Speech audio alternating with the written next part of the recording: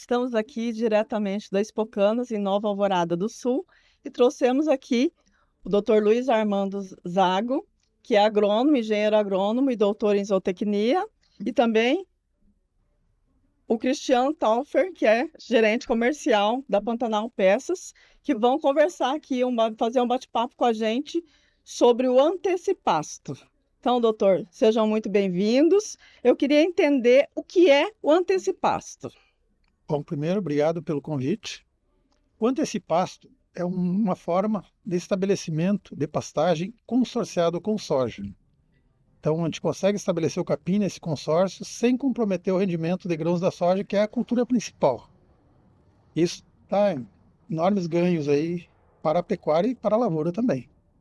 É uma opção, né, de integração lavoura e pecuária que vai trazer ganhos tanto para o produtor com relação à produção de grãos e com relação à produção de carne, né? É um grande somatório de forças nas duas atividades. Bom. E você?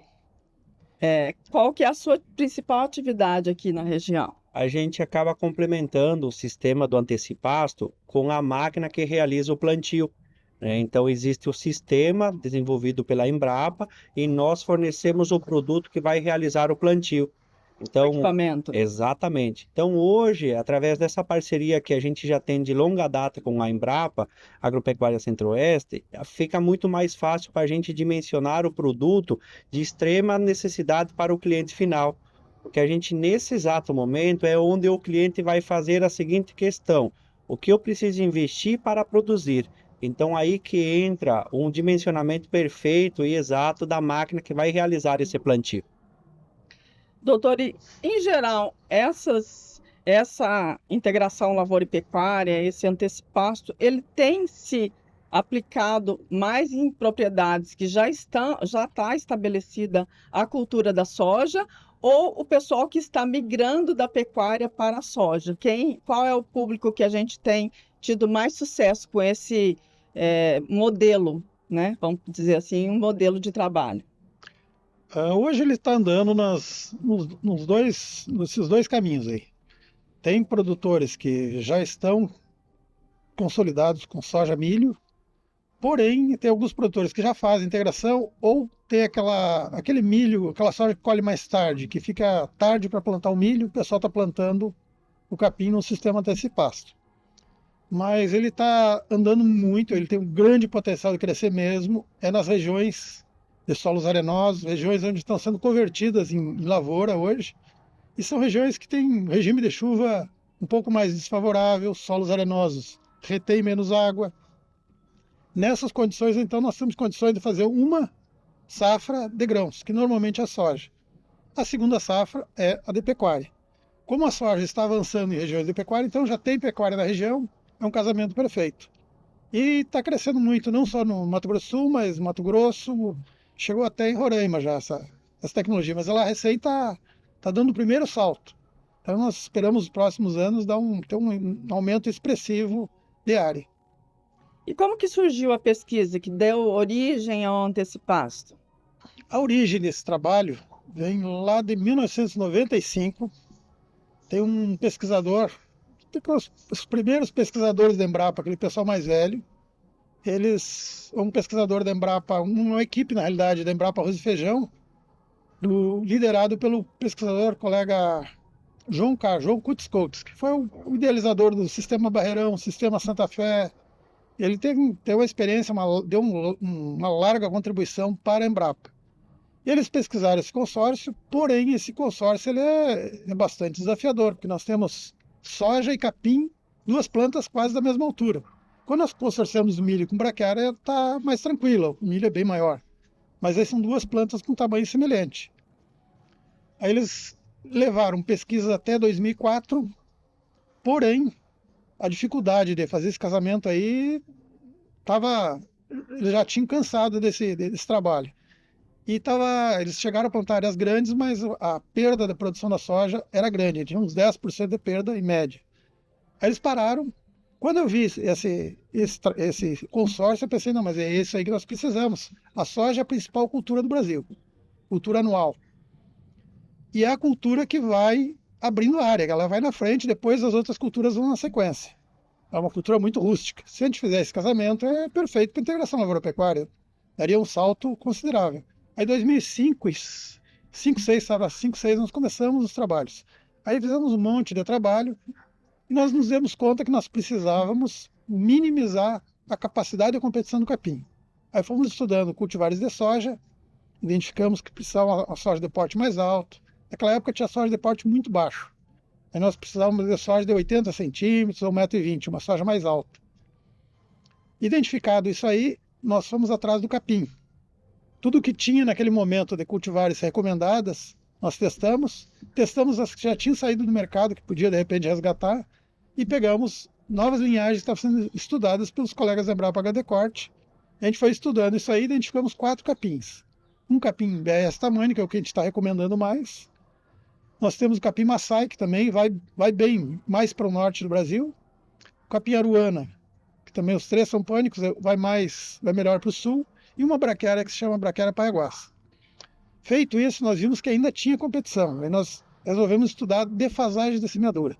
Semeia soja, lá pelo segundo, terceiro trifólio, se entra semeando capim. Mas até chegar nisso aí, nós fizemos vários trabalhos com várias épocas. Quando nós chegamos nesse ideal aí, nós retardamos bastante o crescimento do capim. Aí cultivar de soja, cultivar de capim e a defasagem, nós resolvemos 80% a 90% da capacidade de competição do capim. Eliminamos essa capacidade quase. E a semeadura defasada, então a gente tem que aumentar o espaçamento para 50, 60 centímetros para poder entrar com a máquina plantando. E nesse momento que a gente semeia o capim, a gente faz o controle das plantas daninhas. Então aí a soja pode ir até o final sem precisar fazer controle.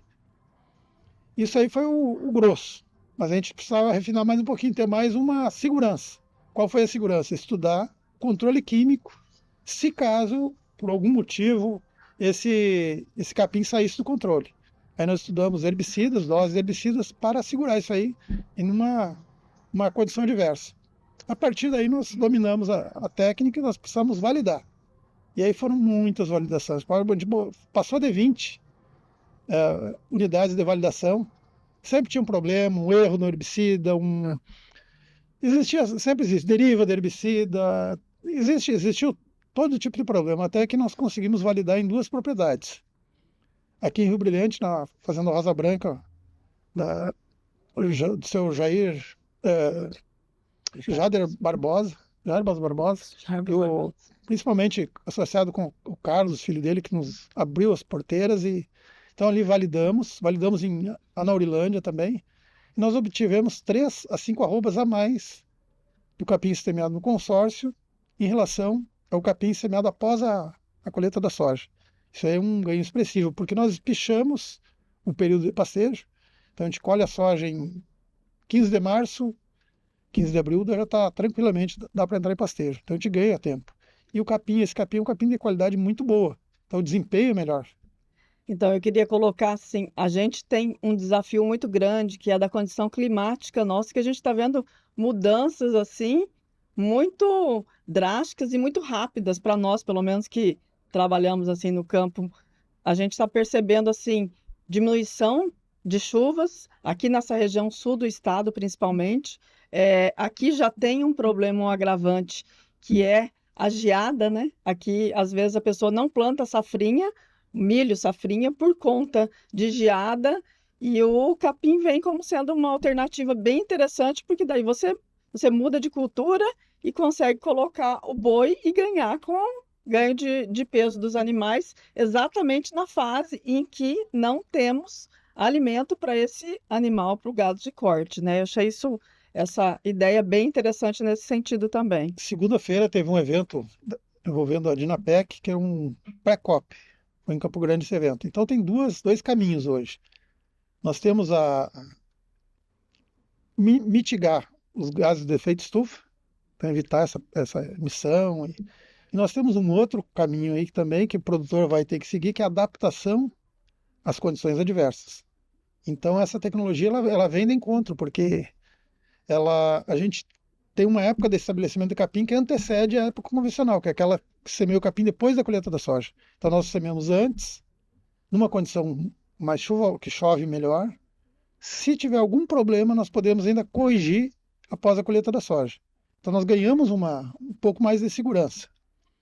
E a palhada deixada por esse capim também ela é fundamental nos solos arenosos para reter umidade. Então é uma medida assim, muito boa em termos de adaptação. Isso nosso parceiro Carlos Eduardo ele viu claramente em 2021 e 2024. 2021 não choveu após a colheita da soja. Então o pasto que ele tinha era através do antecipasto. Aquele pasto foi semeado após aquela semente foi jogada no solo após a colheita da soja, não germinou. 2024 até germinou, mas atrasou muito, ele não conseguiu usar. Usou o antecipasto. Então ele é um nosso embaixador, ele tem uma área grande, uns 300 hectares. No Mato Grosso, esse ano, o antecipasto já andou sozinho. O Cristiano vendeu o ano passado, ano retrasado, uma máquina para um produtor lá no Mato Grosso. O produtor plantou 40 hectares, esse ano plantou 300. Outro produtor já tinha máquina, plantou, ligou aqui, viu a matéria, leu, passei o artigo para ele, passei mais algumas informações, ele veio se comunicando, ele plantou 400 hectares. Também teve sucesso com 400 hectares. E já foi lá para Roraima também, que eles não têm safrinha, interessa muito. Então aí foi uma mão na roda, uma outra questão, porque era a máquina. A máquina, nós começamos a fazer essa semeadura defasada fazendo gambiarra. E aí gambiarra para cá, gambiarra para lá, até que num show técnico, numa chuvarada lá, eu não conhecia o Cristiano está do meu lado. Então eu falei disso aí, Cristiano, eu tenho uma solução. Aí o Cristiano pode falar aí como é que foi a jornada. Foi um grande desafio para nós, porque a gente precisava atender uma necessidade bem específica. E aí a gente teve que sair um pouco da nossa área de atuação e ir em busca dessa tecnologia, porque a gente precisava encontrar, né, a solução de um problema de fazer o plantio, mas que não envolvesse um alto custo de investimento também. E esse alto custo de investimento ele tinha que ser levado em consideração tanto a máquina como o trator que fosse realizar esse plantio, né? Então a gente encontrou a primeira máquina, o valor agregado dela era muito alto, né? E aí tipo assim, parava o projeto do sistema, né? Demandava uma alta potência de tração, então tipo assim, a gente viu que esse cliente não ia fazer esse investimento. E aí a gente encontrou uma empresa lá em Luiz Eduardo Magalhães, na Bahia, que tinha uma máquina 80% certa para nossa região. E a gente trouxe essa máquina e pedimos para que essa máquina ela pudesse se encaixar com a nossa realidade. Com os tratores que a gente tem na propriedade, que são tratores de 80, 90 CV, que acabam ficando lá, às vezes, só para fazer roçada ao redor da sede, sabe? Então, que pudesse usar aquele trator para realizar o plantio. E a gente conseguiu trazer essa máquina. E essa máquina, a gente consegue diluir o investimento dela em 3 operações. A gente consegue fazer o sistema do antecipasto com ela, a gente consegue fazer o plantio intercalar da braquiária na entrelinha do milho também, e a gente consegue fazer também o plantio do pasto convencional, porque ela é uma máquina que ela não possui pontos fixos, são todos pontos parafusados, então o cliente ajusta conforme a demanda dele. Então a gente conseguiu aproveitar o trator que já tinha na propriedade, a gente conseguiu trazer uma máquina que se ajusta conforme a necessidade do cliente, e aí a gente foi melhorando ela conforme a nossa situação e conforme o Carlos Eduardo, que é o cliente que já possui essa máquina e já está bem antecipado com a parte do sistema, nos dando essas informações. E a engenharia da fábrica foi adaptando essa máquina, deixando mais próximo da nossa necessidade. E ainda vem melhorias, porque tipo assim, é que nem você falou, o solo muda, a quantidade de chuvas ela diminuiu, então a gente tem que ir se adaptando conforme o clima, que a gente não consegue controlar isso, né? Então a gente está muito satisfeito com a proporção que isso tomou, e essa parceria entre Pantanal e Embrapa, ela está sendo muito positiva, porque quem ganha é a gente, com conhecimento, essa transferência de conhecimento com pessoas do gabarito do Zago, de toda essa equipe da Embrapa, faz com que a gente seja um nível diferente de conversa. Então a gente é muito, muito gratificante por estar participando desse sistema. Foi uma aposta também, né? Exatamente. A tecnologia já estava pronta para recomendar, mas não tinha gente usando, ainda era uma aposta, tinha só o Carlos, né? A pesquisa tem essa dificuldade, às vezes, de conseguir aplicar no campo e depois de conseguir replicar aquilo, aumentar a quantidade de produtores que estão utilizando ela para a gente realmente validar, né? Validar a pesquisa. Mas, pessoal, eu gostaria muito de agradecer aqui a presença de vocês por trazerem para a gente essas informações, nos orientar corretamente como é que deve ser. Se o senhor quiser deixar aí, vocês dois, uma recomendação final, como buscar, encontrar vocês, quem tiver interesse em buscar por essa tecnologia, qual deve ser o caminho dele, eu gostaria que vocês falassem assim agora essa palavra final do nosso podcast aqui. Sim, é interessante que o produtor busque isso aí, inicie, não precisa fazer grandes áreas ainda de início, mas que comece, experimente. Por enquanto, tem que entrar em contato com a gente, que a gente está começando esse trabalho, mas à medida que a gente vai avançando, nós vamos treinar técnicos para isso. Está previsto agora nos próximos anos treinamento de técnicos, então a assistência técnica vai se encarregar dessa parte. E eu agradeço o convite aqui, a DCNA, FamaSul e Senar, para a gente poder expor essa tecnologia. E a gente está à disposição então, de vocês, dos demais interessados. A Embrapa está de portas abertas. Nós também, eu quero agradecer muito esse momento da gente poder estar passando um pouquinho mais de como é o nosso trabalho, como ele é realizado. E eu deixo uma dica para, assim, quando for realizar esse investimento, sempre é bom estar com uma pessoa de confiança que vai te orientar da melhor forma. Porque às vezes uma máquina com mau dimensionamento acaba prejudicando todo o trabalho que já vem há tempo sendo trabalhado. Então, busque pessoas que tenham a referência, busque profissionais que já estão inseridos dentro desse processo, que vai fazer a melhor orientação possível. Com isso, todo mundo ganha, o sistema ganha, o produtor ganha, todo mundo fica feliz no final. E a gente conta com uma equipe muito bem preparada, a gente tem uma área de abrangência no estado do MS, a gente trabalha até com algumas coisas fora do MS também, e a gente está sempre à disposição. A Pantanal se coloca à disposição, qualquer dúvida, a gente está sempre de portas abertas. Eu também gostaria de colocar que o senhor comentou comigo que parte da sua formação veio do Senar, né? Isso é uma coisa bastante importante para a gente que trabalha no Senar, a valorização da empresa, a valorização das federações da agricultura. É muito bom, parabéns, que bom que o senhor já fez parte do nosso, das pessoas que realmente valorizaram e conheceram o Senar. Então, a gente vai finalizando agora, agradecer a presença do pesquisador e do nosso gerente comercial da Pantanal aqui, e estamos à disposição aqui na Expocanas até o final da tarde com o stand do Senar, da FamaSul, para tirar todas as dúvidas de quem puder vir aqui nos procurar.